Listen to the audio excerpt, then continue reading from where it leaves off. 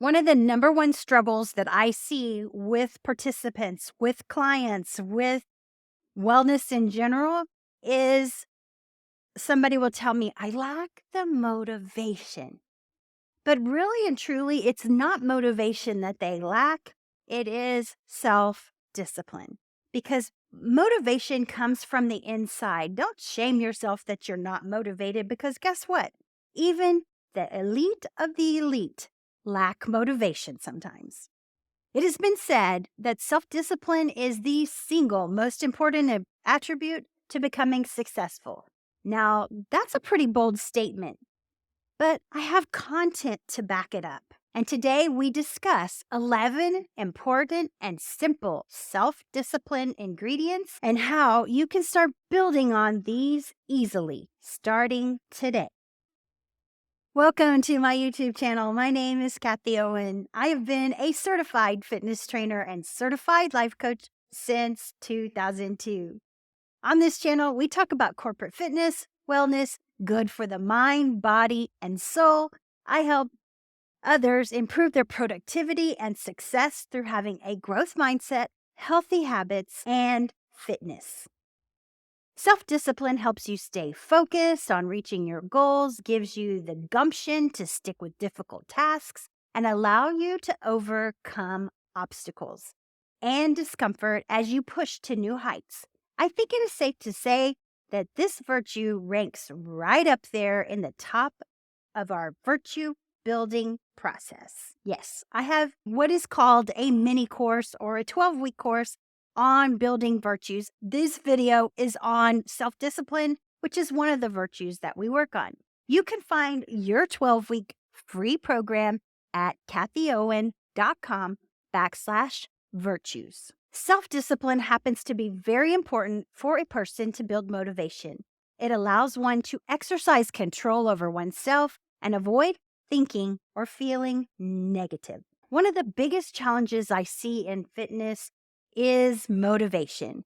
Motivation comes from the inside, and I cannot teach somebody motivation. I can lead a horse to water, but I can't make it drink. That's been a big struggle for me, and usually only 5% of the 100% of people are going to take that motivation to the next level or take what I model to the next level. As your personal trainer, I can't teach you motivation, but I can give you actionable information so you can do those great feats and set New Year's resolutions that actually stick. Have you ever been in a place where you do not feel motivated? Yeah, me too. I remember a time when I did not feel a true purpose and calling. I did not want to wake up in the morning to get in my exercise, and I wanted to sit around and watch mindless TV and eat junk food and just hang out with the only ones I felt loved by. And that was my dogs, Rusty and Sadie. But this is never a good thing. This leads to a spiral of more bad habits and mindless social media scrolling, eating junk food, and even drinking alcohol to numb the pain. Oddly enough, if you start to develop new skills that help you acquire self-discipline, you find yourself motivated, inspired, and even motivated despite what's going on in your world. This will spill over to different aspects of our lives in so many ways. If you do not have any goals or aims in your life, you tend to drift, as mentioned in the book Outwitting the Devil, which is a great book by Napoleon Hill. I highly recommend it. Actually, it's in my top 3 on my books at kathyowen.com/books. If you do not take any action to improve your life, you can likely stay stuck in a bad habit. Been there, done that. This can lead to a lack of self-discipline. This habit is one of the reasons for the lack of self-discipline. Lack of willpower, motivation, and ambition are also causing a lack of self-discipline. But how does one build self-discipline? Great question. Well, today we discuss this very thing, and I'm bringing you 11 important self-discipline ingredients. Napoleon Hill was the famous self help author and speaker who is best known for his book, Think and Grow Rich, in which he teaches the power of positive thinking and self discipline as a means to achieving success. Building self discipline is a process that takes time and effort, but there are some things you can do to help develop it. Number one, know your strengths and weaknesses. Strengths are defined as character traits or skills that are considered positive. Strengths include knowledge, attributes, skills, and talents. Weaknesses are just the opposite. Weaknesses are defined as character traits or skills that are considered negative or not as well developed. Weaknesses include blind spots, poorly developed skills, or problematic personal behaviors. When we know our strengths and weaknesses, we can identify the tools to help us develop self discipline and, of course, know the things that hold us back. And when you know your strengths, you can put them on one side of the page, list them, and then list your weaknesses on one side of the page. And don't shame yourself for your weaknesses. You wouldn't shame yourself for your strengths. We all have strengths and weaknesses. What we want to build on is the strengths that we have that attribute to our success. And we want to work on and not shame ourselves for our weaknesses. Number two, set clear goals and have an execution plan. Self-discipline requires a clear goal to work toward diligently. Without a clear plan in mind, self-discipline is ineffective in reaching your goals you set for yourself.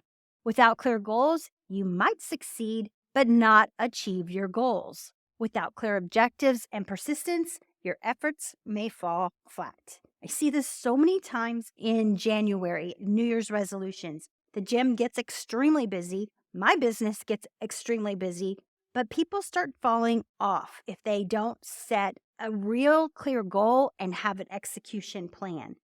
Usually, if you hire a trainer, that's going to help you have that execution plan and give you something to stick to it. But again, motivation comes from the inside. I can only lead a horse to water. I can't make it drink. And so I can model motivation, but I can't instill it in a person. But I can show them how to set clear goals and have self-discipline. Oftentimes, we are met with the end of the calendar year and the goal pursuit was not met. We stayed stuck in our so-called comfort zone and did not reach the end of the year, meeting our goals and plans. Don't worry, we will discuss the next steps so you can leave this video, this podcast episode, with a new action plan so this will not happen to you in 2023. Number three important self-discipline ingredient is remove temptations. Now, this one may seem obvious, but have you given in to temptation without paying attention to what you are doing? Don't feel bad. We're all guilty of this behavior. In fact, marketing banks on it. Studies show that distracted shoppers are more likely to sample food at the sampling station in the supermarket. And why wouldn't they? If you're distracted, the logical part of your brain has gone, and you're left in that nasty, spoiled brat part of your brain that wants everything now. Set yourself up for success by managing yourself and your surroundings by removing temptations. When you do this, it helps to make decisions automatic and self-reinforcing, so you can focus on priorities and decisions that matter. It's almost like you're removing the root cause of those external threats when you remove the temptations from your life. We've all done it. You have a snack that you really like and you've stocked up on it at the grocery store and you just go to it and mindlessly eat. And we also know, our logical brain knows, that if we remove it from the house, it won't be a distraction. However, it's easier said than done, and that's why we have several more ingredients to help with our self-discipline. Number four, have an execution plan. Going in with a plan will help give you the growth mindset and self-control necessary for the situation. You will also save energy by not having to make a sudden decision based on your emotional state, as we saw in the previous examples of resisting temptations. Benjamin Franklin originated the idea of the 12-week virtue building plan that you are in the midst of right here, right now. He said, if you fail to plan, you are planning to fail. And I couldn't agree more. When you have an execution plan, you take control of your life. You grab the bull by the horns, as we say here in Texas, and you set best intentions for a new future, a new and a better future. Number 5, create new habits and rituals. I remember the Christmas of 2007 like it was yesterday. I was all alone. Well, my dogs were there, but technically I was all alone. I had people I could have spent the holiday with, but I did not want the reminder that my family was no longer the same. At that time, I made the best use of this wonderful so called opportunity. And I created new habits and rituals around Christmas. This action step proved helpful to this day. Habits, routines, and rituals provide structure and stability when everything else feels chaotic. By creating them, we can take control of our lives to direct our focus forward, what is truly important to us. Talk about long-term success. Number 6, practice daily diligence. Diligence is defined as careful and persistent work or effort. This reminds me of homework for life. And I first heard of this process of storing stories of our life from Matthew Dix in his book, Storyworthy. Homework for life is a trademark process by which a person can begin to find and document the stories that already exist in our lives. At first, it took an effort to practice this daily, but the next thing I know, I needed persistence. Once I became persistent and took those daily notes, it became a habit. So how will you practice daily diligence? It may seem like hard work, but the good news is once you get started, it will help you create good habits of daily persistence. This happens in successful people. I'm just saying. Number 7, change your perception about willpower. According to most psychological scientists, willpower can be defined as the ability to delay gratification and resist short-term temptations in order to meet the long-term goals. The capacity to override an unwanted thought, feeling, or impulse. Making flow a priority has drastically changed my life for the better. I am more productive and effective with my time, energy, and resources.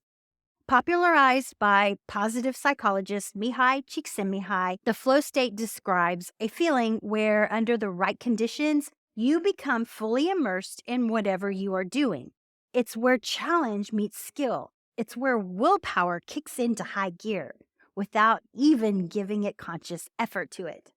Flow is the most important state for productivity, but it is not only when you are concentrating on a single, interesting, complex but not too complex task outside of your surroundings and time at peak concentration. In the flow state, willpower is not technically used.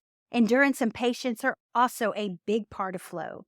And that, my friend, is the power of self-discipline in a nutshell. Number 8, give yourself a backup plan. I like to call it a safety net. When you have a backup plan, you give yourself a way forward if you are not making traction in your current goals and plans. A backup plan can be a great way to switch gears easily. You can put timelines on different phases of your work. For example, you can focus most of your energy on your main plan until a specific date, and then switch your backup plan if you think you are not making enough progress. Backup plans are vital. Knowing you're prepared for unexpected eventualities allows you to be flexible and roll with the punches. To me, that's a great place to be. Number 9, find trusted mentors or coaches. I read this post from a fellow coach today on Instagram. It said this: I regret venting to my husband, my friends, or anyone who would listen about work, and here's what I would do instead. She went on to say it would be better to vent to someone who could actually help me, someone who has experienced similar challenges, someone who could help me see my blind spots, someone who knew the right questions to ask to help me better understand my abilities and strengths, and someone who could help me feel empowered to lead. Those things right there are what a coach can provide you. A coach or a mentor can be just that person. And trust is the key word here. I prefer my trusted mentor, Joseph Rodriguez, over those who market in force. I talk about power versus force marketing, and there's a lot of force marketing out there if you're not careful and you're unsure, or if you're venting to your spouse. It's kind of like they want to help you, they want to fix you. And sometimes their advice can be kind of definitely not the right advice, but they're trying to help you and they're coming from a place of kindness, but it's also they don't understand your circumstances. The positive outcomes that came from my coaching interactions with Joseph have been an extremely powerful tool in my business and my life. By the way, I'm a certified fitness trainer and certified life coach and have been since 2002. You can always visit my website to see what kind of content I have, as well as courses and coaching at kathyowen.com. Number 10, forgive yourself and move forward. Forgiveness is huge. I like going to put fireworks up here right now because if you do not forgive yourself, it can lead to guilt and shame. And shame is low on the levels of consciousness. Remember that. And guilt is a quick destroyer of dreams.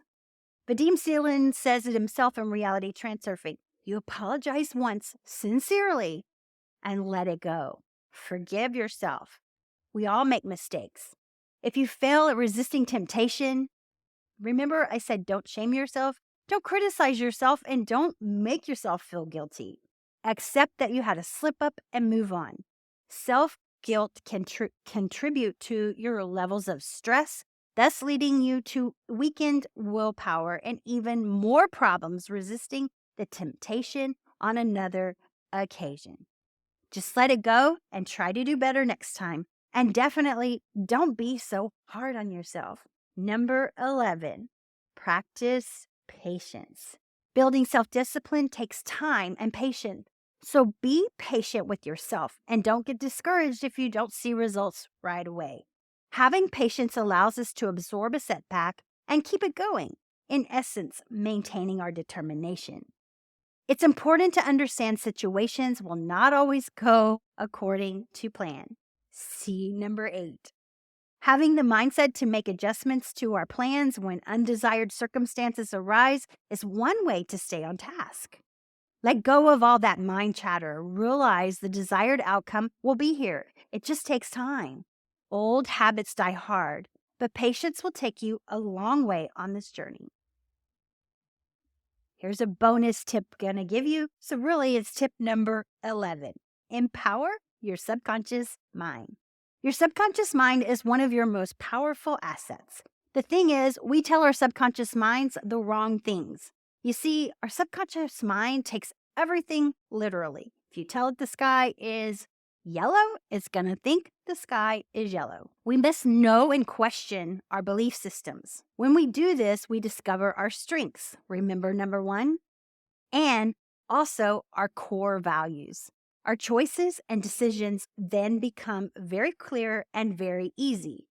That is the power of self-discipline, but it is a process. And you will find yourself with greater self-discipline comes greater motivation.